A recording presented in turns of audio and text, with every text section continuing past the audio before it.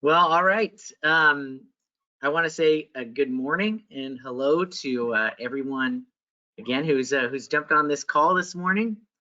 We're really excited to present to you another excellent Bender U webinar.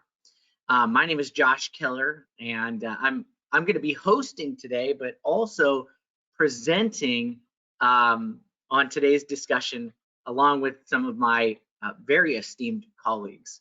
But before we get into introductions, I want to just give you some housekeeping notes. A couple things. So first of all, if you have any questions, there is a questions box on the GoToWebinar sort of tab, and you can look at questions. And you can post those. Those will come to me and my co-presenters, Keck and Casey, and we will go over all the questions probably at the end of the presentation. And so I'll share those questions, read them out, and do our best to answer every single one. You all are in listen-only mode, and you'll be muted throughout the entirety of the presentation.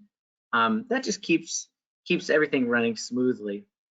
And I did want you to know that this session will be recorded. So at the end of the webinar, the recording link, as well as a copy of this slide deck that we're presenting to you, will be forwarded to all interested parties. So that's just a couple of housekeeping items. I do want to introduce, like I said, my name is Josh Keller. I'm an employee benefits broker here at Bender Insurance Solutions. I'd like to introduce my two, well, actually I'll have them present themselves or introduce themselves. Let's start with you, Keck, one of my other co-presenters here. Keck, would you introduce yourself? Thank you, Josh. I am looking forward to this session of our Bender U. I'm Keck Royce. I'm Vice President of Healthcare Risk here at Bender Insurance Solutions. I am also an employee benefits consultant, advisor, broker. We love all those titles. That's what we like to be to our clients. I have been with Bender for 10 years, and I'm excited to speak with you on this topic. And I will throw this over to Casey. Hello, everyone. I am Casey Wallakonis. I am an account manager here with Bender Insurance Solutions. I have been with Bender for 3 years. I am also a member, along with the other two, of our little tiny compliance corner, and I'm very much looking forward to speaking about this subject today. Thank you, Casey. Thank you, Keck. And just to kick us off here, universal health care, could it be coming to California? We don't want this to be too ominous or scary of a topic, but because Keck, Casey, and I, we are constantly keeping an eye on legislation, what's going on at the federal level, what's going on in California, and so we wanted to bring this really to a larger audience because it's an important topic, and it continues to come up, and I think people are asking big questions about what the heck is universal health care? What does it mean? There's also quite a bit of confusion or maybe a lot of mixing of terms, and so we're going to talk through some of how to define these terms. When someone says universal health care, or when they say single payer or things like that, what do they mean? So we're going to unpack that all today. But I don't know, Keck and Casey, just to start, before we jump into everything, I mean, in your minds, why do you think this is important? If you don't mind. Yeah, go for it, Casey. Yeah. However one feels on a personal level about this topic, it's still out there. It's a possibility. And because it's a possibility, being as knowledgeable on the subject as one possibly can be is really the only way to go.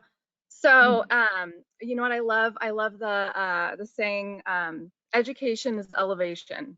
So if you want to be ready and able to make choices and possible changes from an educated and level standpoint, having already thought through some of the possibilities and being ready seems like a better option to me. So if you can go into 2024 with a little bit more knowledge in your back pocket, I think that that's putting yourself in the best possible scenario. But that's how I feel about a lot of things. So I agree. I What do you think think, Keck? I think what I would add is this is important, right? As we work with employers, we know that this is something that's going to have impact to their organization because right now they're offering benefits to their employees. This takes away that possibility, right, of one of their differentiators that they use with their employees for recruitment. That has impact. Yeah. The other thing I see is the reason why we keep seeing this as a topic of of of highlight for everyone is that we see younger individuals wanting to talk about this. They want to see what this what can we solve for our overall population. And so that's something that I keep hearing from those who are the next generation coming up is what are we doing to help, right? Those who are in need of better healthcare, better when they're struggling with the cost of it, right? Those are the things that we keep hearing about. And so Yeah. I think between employers and our younger generation, it's going to keep coming up, and it's something vital that we need to be on top of. Just like Casey said, education is important, and that's what we wholeheartedly believe. Yeah. Yeah. Yeah, that's great. So let's speaking of education, let's jump into this real quick. So the first thing we need to do here is define some terms, because a lot of anytime you hear universal health care in particular, there's people mean different things based on, I mean, they just do. It doesn't mean the same thing when somebody says, one person says universal health care, another person could be saying the same thing, but they could be thinking about two different models of what could be quote unquote universal health care. So let's get into this a little bit. So we're going to cover, essentially all of these. We're going to define these a bit, and that will really help us inform the rest of our conversation here today. But let's jump into the first one. So first of all, universal healthcare in and of itself is an all-encompassing term, and it's often used interchangeably with terms like single payer and Medicare for all. But at its core, universal healthcare implies some type of equal access, similar or equal benefits across all participants, and equal networks. And actually, when I say equal networks, I mean there's really no networks at all. Networks essentially go away because really everyone has access, or maybe we would say universal access to a variety of different doctors and providers. And the other thing is it essentially implies that there's not really a need to enroll, and there's not really a risk of losing coverage just by virtue of being a citizen. You would have this level of coverage. So those are some of the implications of a universal healthcare system. And let's get down in a little bit further detail, because that's sort of the broad umbrella when someone is talking about this. Now, single payer is a type of universal health care, but essentially every citizen is enrolled in this program. So for instance, if we were to implement something like this in California, every participant would be automatically enrolled just by being a resident of California. But there would really be no more health insurance carriers anymore in the true single payer sense. Essentially the government, the state of California, or an agency in California becomes the health insurance company, but they work with the existing provider network. So they're working with doctors and hospitals that are already in existence in California. So, but the idea is, like I was, referring to this universal healthcare, the idea is that there is a uniform standard of care, or an attempt to have a uniform standard of care for all participants. Again, it's the similar care, similar access, similar benefits.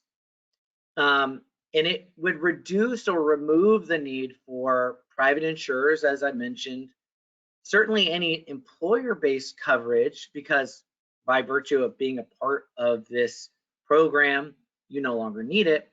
And also Medicare and Medicaid, we call it Medi-Cal, but Medicare and Medi-Cal programs, because all those would be rolled into this single program.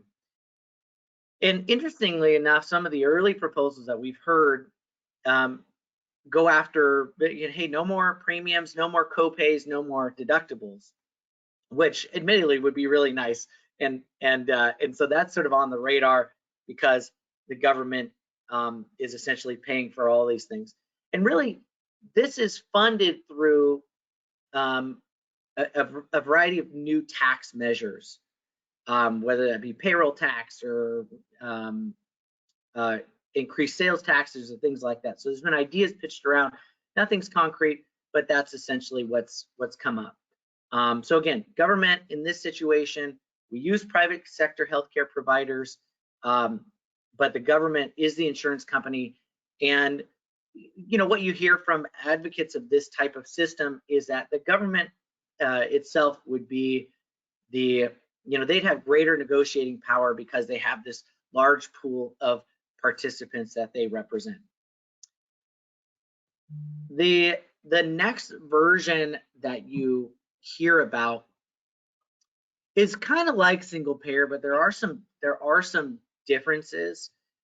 Medicare for all, I mean, essentially the overarching idea is that it would work very similar to how Medicare participants get their coverage now. So they get so the government Medicare is a payer, but in the case of Medicare, individuals also work with private insurers. So private insurers are carrying some of the risk, and also the consumer is taking on some of the risk through potential copays, deductibles, things like that.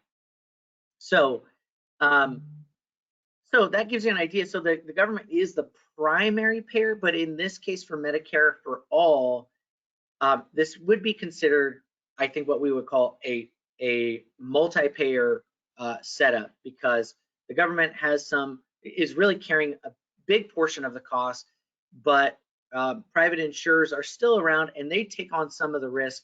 And then of course, the individual themselves might have copays or things like that associated with their health care, very similar to what Medicare looks like for those 65 and older today.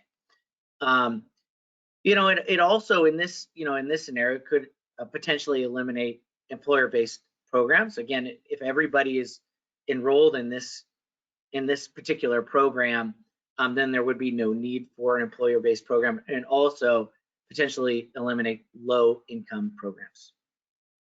So there's subtle differences, but it's very important when we talk about universal health care. What are we talking about, particularly legislatively? Are we talking about Medicare for all and having a multi-payer system? Or are we talking about single payer, where the government is the primary payer and everybody's enrolled in that single program? And that is an important distinction when it comes to delivering this type of care and what really our politicians are talking about. The next version, and I think this version is probably maybe the most concerning to folks at large, and that's the term socialized medicine. And that is a term that gets used synonymously with universal health care or even single payer, things like that. And really, when you break this down, it's a healthcare system that's entirely funded and run by the state or federal government. So a great example of this would be the Veterans Administration, to the federal government, in the Veterans Administration specifically. the doctors, nurses, and medical staff are employees of the Veterans Administration. And so that is a good example. So it'd be essentially taking that and applying it more broadly. I can say from the outset of the legislation that we've seen in the last number of years, particularly here in California, this is not something that's been proposed. But this is sort of the, this is the ultimate, essentially government takeover of healthcare in if it were to be in the United States or any other country.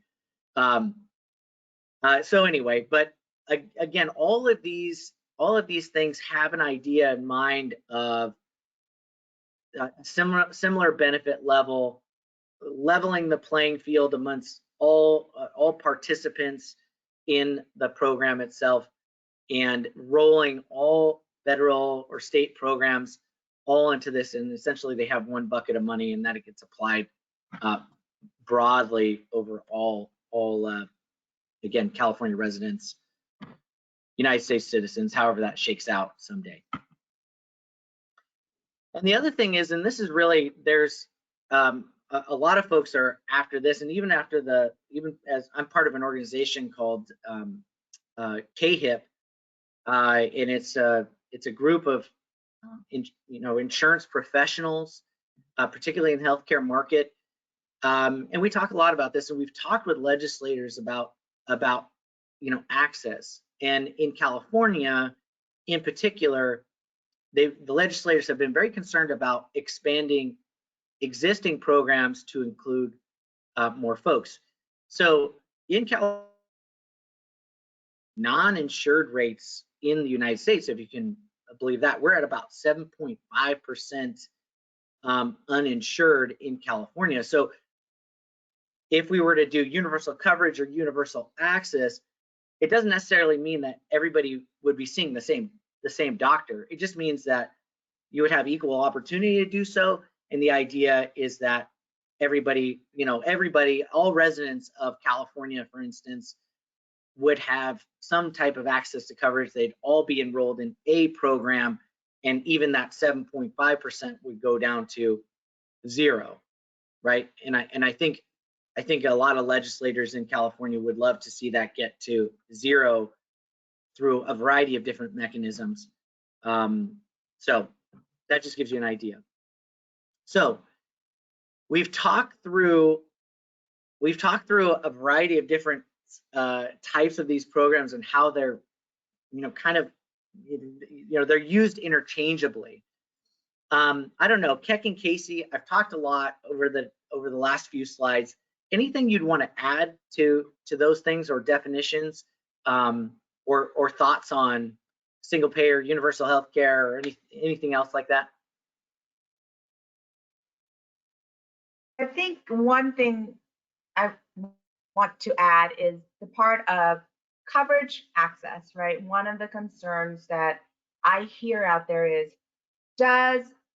whether it's universal health care, single payer, socialized medicine, Medicare for all, what happens to my access? Does that just mean coverage versus access, right? And so that is a question that, as this goes through the legislature and legislation, that's something that needs to be figured out, because coverage is going to be something that is what we're going for. But does that mean I get to see the doctor I want to see when I need to see them, is always the question of that comes to mind for a lot of individuals. And that is something that currently there isn't an answer for that, unfortunately, right now. It's something that they need to figure out, and hopefully that's part of this process, is how do we solve some of those problems or questions that come up. Those are my additional thoughts to that piece. Yeah, thanks, Keck. I have nothing to add. I was thinking something very similar. All right, so let's jump into this is really one of the big reasons that we've been talking about, or why we wanted to bring this up, is because of proposed legislations proposed legislation on the table now, and also potentially on the table for next year. So let's talk through that just a little bit. So I want to hit a couple of highlights here. So most recently, in the last year or so, there's a couple of bills that are on the table right now in the California State Legislature. The first one is SB 770, and SB stands for Senate Bill. And the SB 770 essentially is, putting together, it's essentially putting together a group of people to see if it's possible to get a waiver from the federal government to roll all the Medicare and Medi-Cal dollars that they give us, and instead use those dollars as California sees fit. So it's really an exploratory bill, so they can see if the federal government is willing to entertain sending California those dollars to roll into a greater universal health care system in California. So that's SB 770.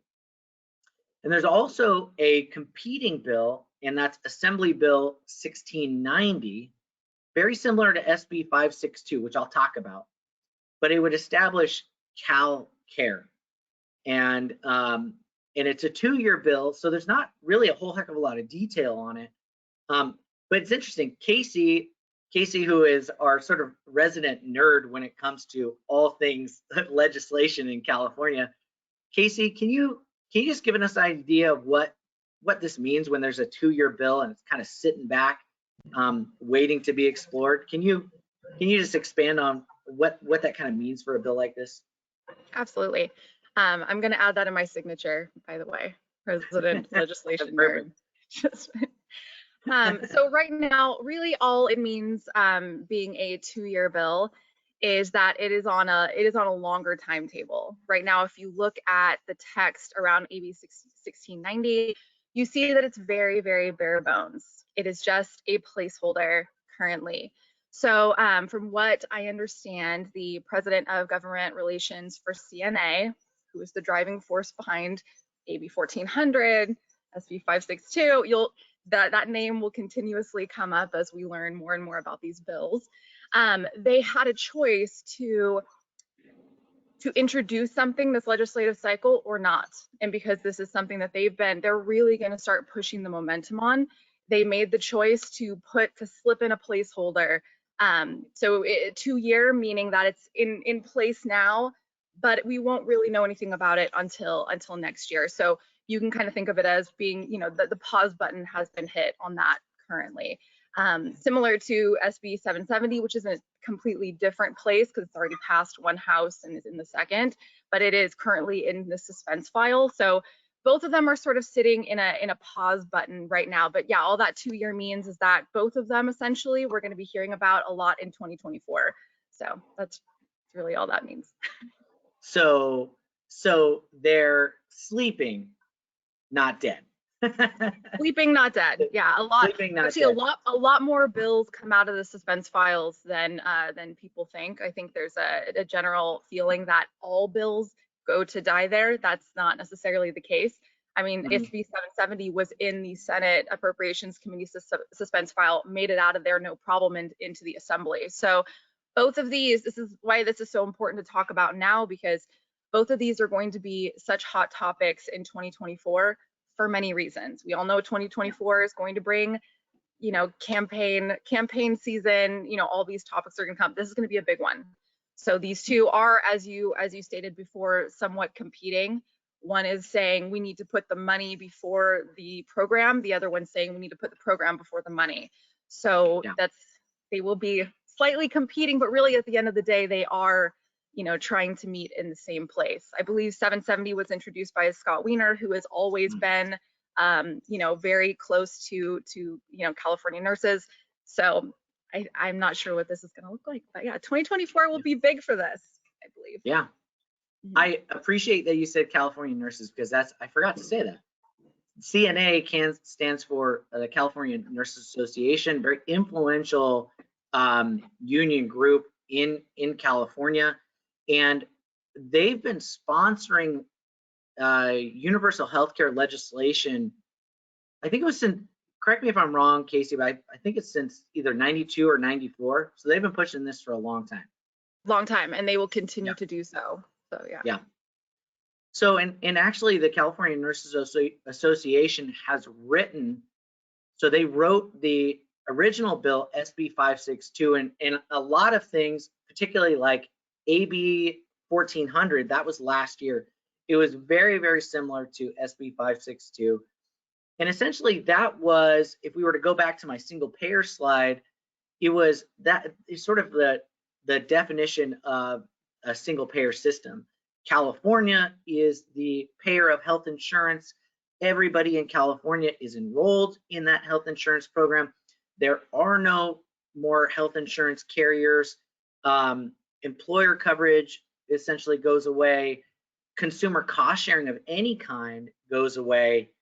There are no more networks, but they're utilizing all of existing facilities and physicians in this sort of more broad network. So it's really very, very similar to that single payer setup that I talked about. That definition earlier is what's being proposed in California. So AB 1400 came up last year, and it made it through committee, and then it got to it was just about to get to the floor, and it died on the floor, in meaning nobody took a vote on it. They essentially said, we don't think we have enough votes, so we're going to set it aside for right now.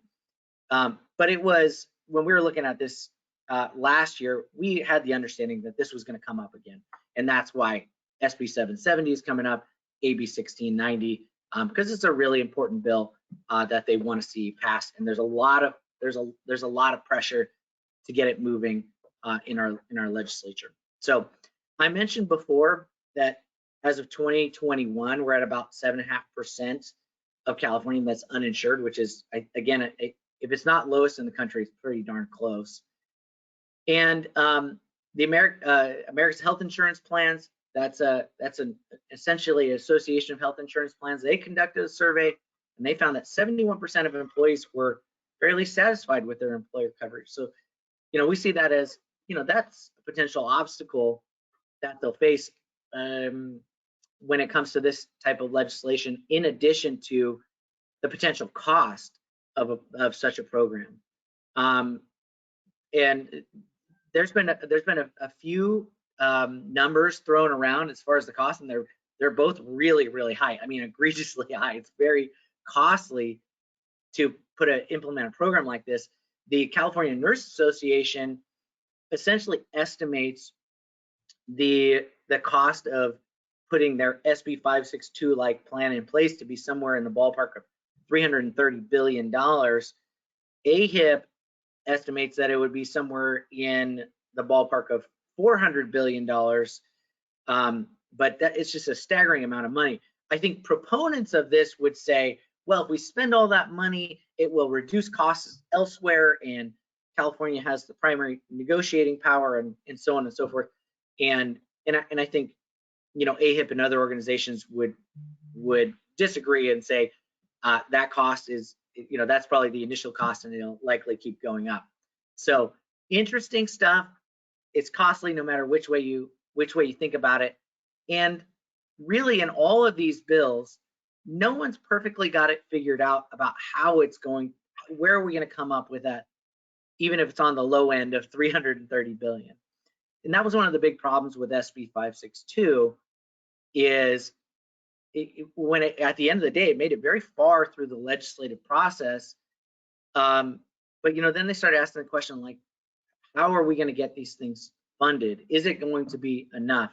And they had payroll taxation and sales tax increases and taxes on businesses that made over $2 million, and so on and so forth. So there's a lot of proposed taxes as a part of this. And even the assembly at the time wasn't convinced that was going to be enough to fund it, because the big question mark is out there is, will the federal government allow California to use the Medicare and Medicaid dollars as they see fit? And that's a big question. So still lots of questions around the funding of a program like this. So I guess in rounding this out, I guess why in the heck should we care about it? And Keck, I'll probably turn this over to you. And I don't know, why is this important? Why should we care? Why should employers care? Employees, individuals? What do you think? Well, when we think about this, right, this will absolutely be a fundamental change in how we experience healthcare, how we access healthcare, how everyone will be able to utilize healthcare, right? And the cost of healthcare will be different. So it's a impactful change that everyone needs to be aware of, be on top of. Like we said in the beginning, this will, like, when I think about it, right, the conversation goes to where our the way right now we go see our doctor, and then we get diagnosed with a disease, and then we have to go do treatment and go do additional workups for that disease, and now, right, like, and then we get a bill after all that, and we look at our bill and we go, okay, here's our deductible, here's our max out of pocket for the year. And that shift and this conversation about universal healthcare changes that to where my relief and concern for some of that bill at the end of the care that I'm and treatment that I get could absolutely give me a little bit more peace of mind, right? Because now the cost isn't there. I don't have to worry about a max out of pocket or a deductible. And sometimes individuals will not go seek care because of those deductibles and max out of pocket. And so now there's a increased cost of care due to the fact that they delayed care, right? And so this is such a tremendous change that I think everyone needs to be on top of. One thing that we were talking about yesterday, and Casey can talk about this even further, but the changes starts from California and New York, and Josh is advancing our slides further beyond what we're talking about. Oh, I apologize, Keck. Here, let me go back. Thank you, Josh. But this, right? We know that this conversation happens at the federal level and it happens at the state, at our level in California. But one of the things that I love what Casey said yesterday when we were talking about this was that change happens from the coast in.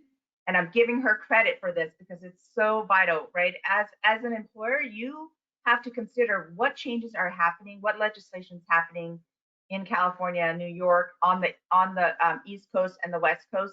You see those changes move inward, and that has impact to what's going to happen overall in the nation, not just here in California. Yeah. The other piece that I think about is for employers. Right now, as an employer, you sponsor your benefits, right? And so you utilize that as a recruitment tool to differentiate yourself versus another organization, because that compensation is a consideration for a lot of employees. And so this becomes something that essentially takes away the differentiator that you can have, right? Because now it's the same across the board. It's equal across the board, as Josh mentioned earlier. And so you have to now find different ways to recruit employees. And as we know, in the market that we're in right now, it's hard to recruit employees, right? Employees are having choices and options that as to where they can go.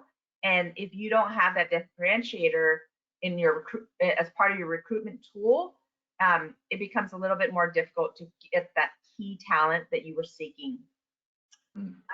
And how the way individuals access care, this is going to be something that we talked about in the beginning. This is going to be a significant shift and change on how you and I will access care. And the conversation is still changing as to how that process will look, whether it's the doctors are available. Are we going to have access to that doctor that I want access to? So that's going to be something that we're going to have to keep an eye on, because that's something that impacts everyone, not just employers, not just young, old. It's going to impact everyone. So yeah, Keck, that's like a really good point, because even when we say things like universal access, it doesn't automatically mean that anybody who wants to go to a particular doctor, they all of a sudden can, right? It doesn't mean that, because, and it certainly could mean that certain facilities will be far more impacted than others. So what it means is that essentially, any hospital in California in any physician or physicians network in California is in your network. That's what it means, but it doesn't mean you'll be able to get an appointment. I think people automatically maybe would assume, oh gosh, if we have universal access, then we're going to be able to get in wherever we want. And of course, that's just, I think there's still a limited number of physicians, hospitals, and equipment out there. And so I think that's a very real concern, is even though we have access, it doesn't mean that a physician will be available in your area still. I mean, that still could potentially be a problem. And even to add on to that, right, one shift that I saw happen during COVID is that we had some doctors retired, right? We had and not just doctors, we had a lot of employees retire, right? There was a big shift in that. And so to replenish the number of medical providers that retired during that time frame really takes time, right? Because medical school doesn't happen overnight. Nursing school, physician assistants, none of that happens overnight. So it takes time to replenish and to incentivize individuals to become medical providers is something that needs to be looked at. In my opinion, I have a friend who's a neonatologist, right? And his family and him, they pay for medical school. When you do universal healthcare, it's a great concept, but now there's an individual who just paid hundreds of thousands of dollars for their education to treat somebody. So there's a conversation of like, well, if you're going to do universal healthcare, why don't you universal medical school education? So it's a trickle effect, right? Of how do we get better access to care? Well, that's more providers. How do we get more providers? Do we give them universal schooling? So these are things I just love to think about, because it's something that needs to be a part of the conversation. And just to sort of round all that out, for all these reasons, this is why this is important today. Because I feel like today, a year before, a little less than a year, before we're going to start seeing this legislation move again, it's important for us to build the foundation of knowledge about what any of these changes could look like, so that, like I said in the beginning, I'm a broken record about this stuff. When you educate yourself ahead of an issue, no matter what that issue looks like, you'll be able to sort of adjust like how you would make changes for yourself, for your employees. Because yes, it matters to your employee base. It also matters probably to you individually. So, this is important because we're building the foundation of knowledge today. So when all these changes come through, it's feeling like less of a possibility, more of an inevitability at this point, just seeing the speed at which these bills are being introduced now versus, what they have been in the past. So it's important to build that foundation of knowledge so that you feel more prepared, more steady on your feet. I'm very visual, more steady on your feet, come 2024. So it's just about watching the progression, not having to scramble to try to figure it out or figure out what it all means at that point. So it's important for all of those reasons. Exactly what Keck said. I'm glad you mentioned a trickle down effect, because in many different directions. This is a big change for California. So And Casey, that's a perfect segue, because that's a big reason why this keeps coming up. I mean, there are some very interested parties in seeing this, seeing this move forward, particularly the California Nurses Association. They've made it a priority for decades now. California has been on the leading edge of legislative changes in healthcare delivery for a very long time, and a variety of different issues, not just these ones. They were big proponents of the Affordable Care Act and implementing a system here to accommodate that federal law. So certainly California has wanted to be on the leading edge of this type of legislative change for a very long time. And they've been very concerned about, again, universal access, making sure that essentially every person in California has, for lack of a better way to say it, health insurance in some form or fashion, and they have access to go to some type of doctor. Finally, I mean, I think this is true for employers. I know it is, the folks that we talk to, is the rising cost of care for employers and individuals is something that is on, I think, everybody's mind. Josh, can I add something? Oh, please do. I was thinking, looking at the rising cost of healthcare, and we have right now healthcare spending is 18.3% of the GDP. That's a significant amount that impacts not only you as an employer, you as an individual, but the whole United States. 18.3% of GDP is, and it keeps growing because inflation, we have inflation on top of that, right? They're saying that this year alone, we're going to see anywhere from 15% increases in the cost of care.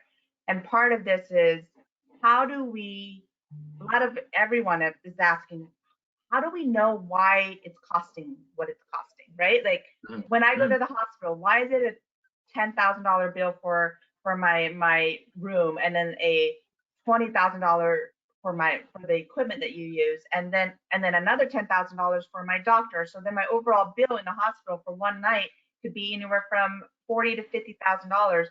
Everyone's asking this question of, why does it cost this much? How can we get more transparency around that, around the cost of care? Because I think people want to know where their money is going and why their families having to put out all this extra money, for care. And so I think that's something to as why it keeps coming up as well, is because the pressure of show me the data, right? Like instead of show me where the money's going. Right. And I think you touched on this a little bit yesterday, and I thought it was perfect. With the increase in transparency comes the increase in questioning. And now I see where all this goes. Why? Where did this number come from? And where did this come from? And yeah, I think it's part of how the steam is building behind some of these bills. I also think it's a good thing to note that CNA is the big pusher behind this. But as I'm seeing the years go on, there are other groups that are entering the chat, right? I've seen a lot more labor groups enter. CFT, California Federation of Teachers. There are other groups that are now jumping on, a lot of progressive grassroots groups. So that list is definitely getting longer for all those reasons. Yeah. So I think we'll kind of round this out with a couple of things. And I think the big thing is if you're an employer, or even if you're an individual, what do you do about all this? Again, we're doing, we've made a real effort to keep this as sort of, agnostic as possible, whether you agree with this or whether you don't. But either way, we always encourage folks, as we would encourage, or as we would expect from ourselves, is we live in a neat state, a neat country where we can still participate in our government. So if this is of concern for you one way or the other, I would just encourage you to call or email your assembly member or state senator to, voice some of your concerns or support if this is something that's important to you. As far as what we're doing, we're members of a nonpartisan group called KHIP. Like I mentioned it earlier, it's California Association of Health Insurance Professionals. And, there's quite a few of us who we're advocating for common sense legislation around healthcare. And so we are out there in the trenches with legislators saying, hey, this is why we think this will work. This is why we think it won't. This is what are going to be pain points we think for employers. So we're doing a lot of that. And then the other thing is that our vendor team is just staying on top of that. Me, Keck, and Casey. Again, we meet periodically with the rest of our, compliance and team, and we're talking about stuff like this that may have a material effect on the employers that we serve. So you can, if you have questions about it, you can always call us. We're happy to chat about this anytime you would want to. It's an interesting topic to us, and if you're curious or worried about what's happening next, we're happy to chat it out. So as it stands right now, just to kind of close this out a little bit, there's nothing to worry about in the moment, but we want you to be really informed, because there may be in 2024, this could gain some more momentum, and so it's a timely thing to talk about. Just a couple quick words. We hit on some of the concerns about rising costs, and that's another thing in which, here at Vendor Insurance, and those of us who are in the employee benefits realm are talking about with our clients all the time. And so, Keck, just for you to wrap this up, and we want to do just a couple minutes on this, but just a couple quick words on some things that we can do about containing costs for large and small groups. Well, some of the solutions that we've come up with for the rising cost of care, right, is to look at high deductible plans that you can incorporate an HRA or an HSA. With an HRA, you as the employer sponsor that plan, and you are able to keep those funds if the employees do not utilize it, right? So now, not only did you get a lower premium plan, but you're able to then fund a plan, an HRA plan, and now keep that cost down to yourself and to the employee. With an HSA plan, what you have is an employee sponsor, and you can sponsor as well, but it's driven mostly by the employee. And now the employee, it's also a high deductible plan. Now the employee is able to invest those health saving dollars that they put in. They're able to reduce their premiums by doing this. They're able to pay for medical expenses. Both HRAs and HSAs do that. One thing that I say for both is, in order to make get the most bang for your buck regarding these two options, is education.